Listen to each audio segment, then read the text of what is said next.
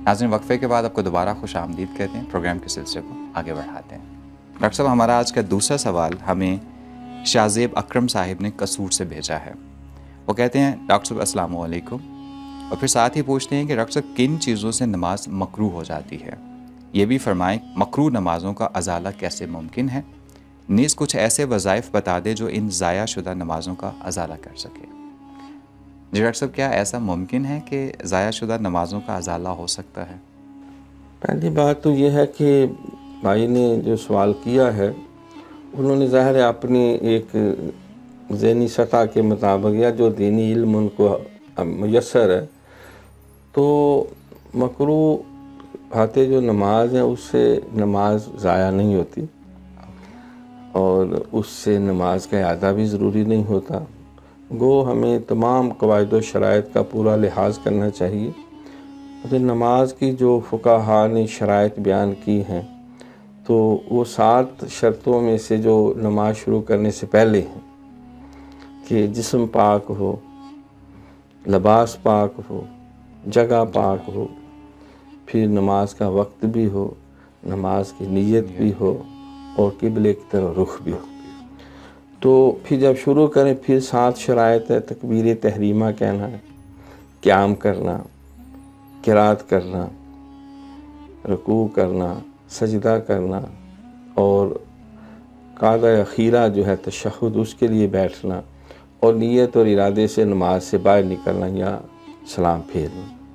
تو ان 7 شرائط جو شروع میں ہے وہ اور 7 درمیان میں، اگر کوئی رہ جائے غلطی سے یا بھول کر تو نماز دوبارہ پڑھنی پڑتی ہے۔ یہ شرعی مسئلہ ہے۔ پھر نماز کے جس طرح یہ 14 جو ہیں وہ شرائط ہیں جن میں سے ہر ایک کو بجا لانا ضروری ہے، تو اسی طرح نماز کے اندر جو وہ بھی 14 یا بعض اوقات اس سے بھی زیادہ واجبات ہیں۔ تو ان واجبات میں سے اگر کوئی ایک یا ایک سے زیادہ بھول کے رہ جائے تو نماز کے آخر میں جب تشہد میں بیٹھتے ہیں اتحیات کے لیے تو سجدہ سہو کیا جاتا ہے، عبدہ و رسول تک پڑھ کے دائیں طرف السلام علیکم ورحمۃ اللہ کہہ کے اللہ اکبر کہہ کے پھر 2 سجدے کرتے ہیں۔ پھر التحیات للہ والصلوات وہاں سے شروع سے پھر یوم یقوم الحساب تک پڑھ کے پھر سلام پھیرتے ہیں۔ تو وہ جو واجبات اس کے رہ گئے ہیں تو وہ اس کا ازالہ ہو جائے گا۔ ہاں اگر واجب رہ گیا ہے اور سلام پھیر دیا ہے تو اس میں بھی فقہا نے لکھا اگر کوئی زیادہ وقت نہیں گزرا اور کسی سے ہم کلام بھی نہیں ہوا اور اسی نشست اسی ماحول میں بیٹھا ہوا ہے تو اس کو یاد آ جائے تو وہ پھر کھڑے ہو جائیں جو ہے وہ کوئی رکعت رہ گئی ہے تو وہ اس کو شامل کرے، نہیں تو دوبارہ پھر وہ اس مرحلے سے گزرے سجدہ سہو وغیرہ کر کے۔ تو پھر کچھ نماز کی سنتیں ہوتی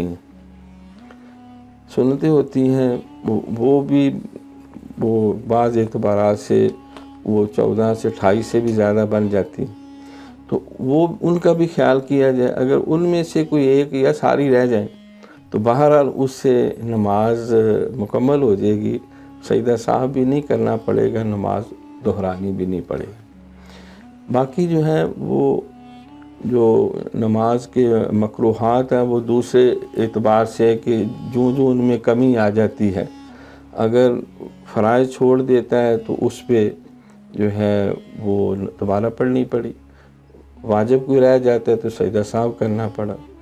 سنتیں جو ہے اگر کسی وجہ سے مس ہو گئی ہیں تو اس کے لیے سجدہ سہو بھی نہیں، نماز کا اعادہ بھی نہیں۔ ڈاکٹر صاحب یہاں پہ ایک چھوٹی سی بات جو نیت کے حوالے سے اکثر دیکھنے میں آتی ہے کہ بعض اوقات دیکھنے میں آیا کہ بہت سارے لوگ جماعت میں شامل ہونے کے لیے تیزی سے آتے ہیں اور ایک دم سے نماز میں شامل ہو جاتے ہیں۔ تو میرا سوال یہ ہے کہ کیا ایسے میں قصداً رک کے نیت کر کے اس میں داخل ہونا چاہیے یا جماعت میں ایسے شامل ہوا جا سکتا ہے؟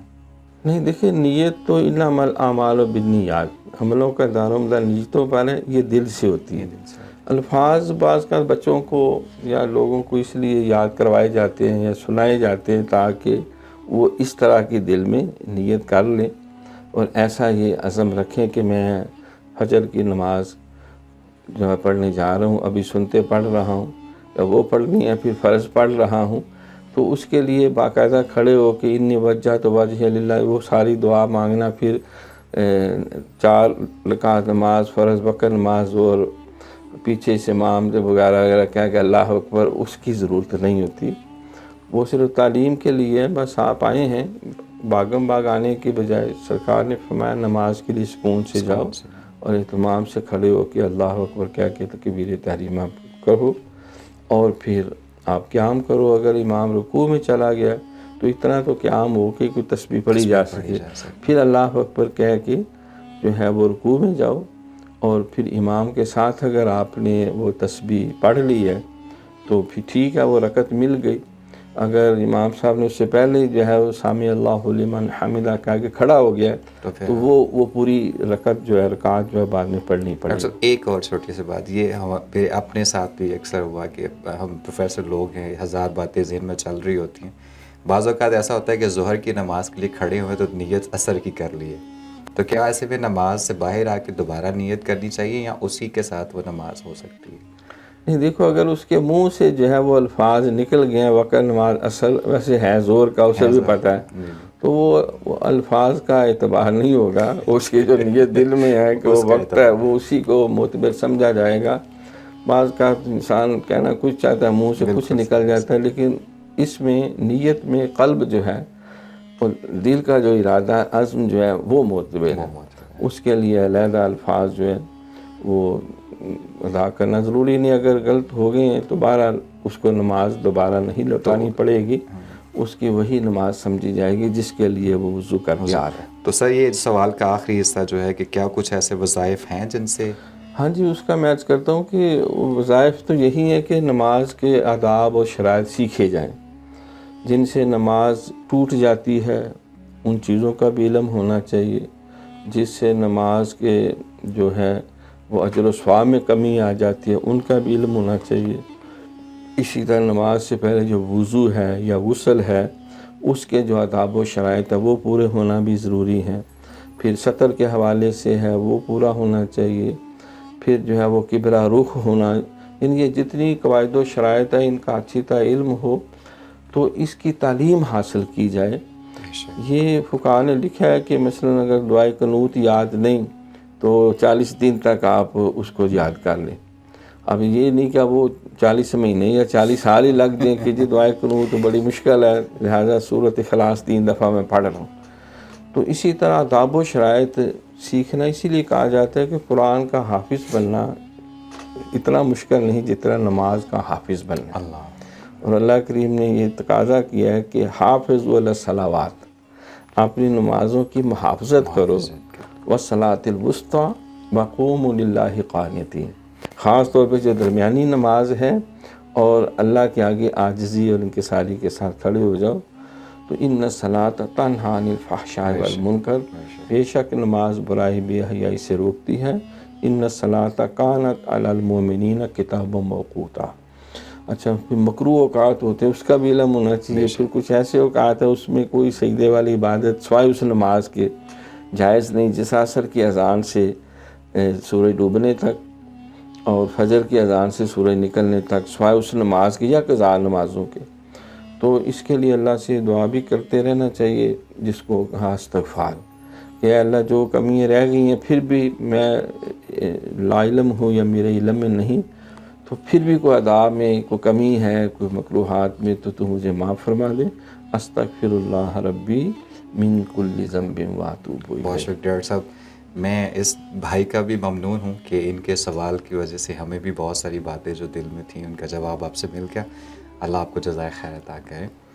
नाज़रीन, नमाज मोमिन की मेराज है और अल्लाह ताला से राज़ो न्याज़ का एक बेहतरीन मौका है और हमें ये मौका कभी भी ज़ाया नहीं होने देना चाहिए।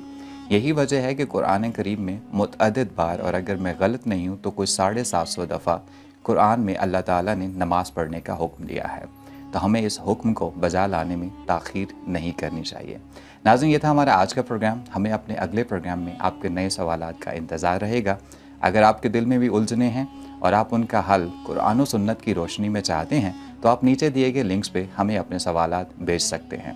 इसके साथ ही मुझे, डॉक्टर साहब को اور ہماری ٹیم کو آج کے لیے دیجیے اجازت. انشاءاللہ تعالی اگلے پروگرام میں پھر آپ سے ملاقات ہوگی. اللہ حافظ.